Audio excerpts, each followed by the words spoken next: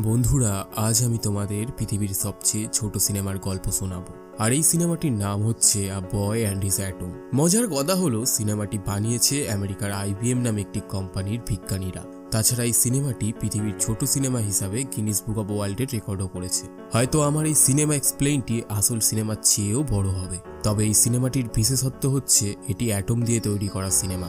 এখন জেনে নিই অ্যাটম জিনিসটা কি।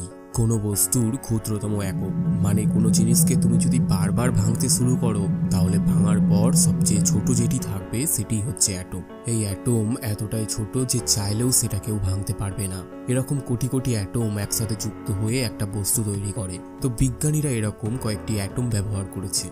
তারপর সেগুলোকে ইলেকট্রো মাইক্রোস্কোপ দিয়ে 100 মিলিয়ন গুণ জুম করে বড় করা হয়েছে।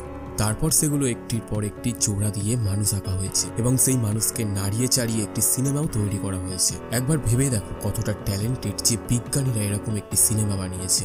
সিনেমার কাহিনী আহামরি কিছু না, কিন্তু এর বিশেষত্ব হচ্ছে যে এটি অ্যাটম দিয়ে বানানো। পৃথিবীর কোনো হলিউড বলিউডের ক্ষমতা নেই যে এরকম একটি সিনেমা বানাবে।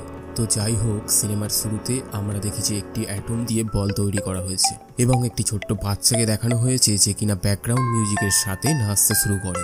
ছেলেটি ভালোই নাচ দেখায়। তারপর সেই ছেলেটি বল নিয়ে খেলতে শুরু করে। খেলতে খেলতে সেই বলের সাথে আরো কয়েকটি অ্যাটম যুক্ত হয়ে একটি বাউন্সিং খেলনা তৈরি হয়।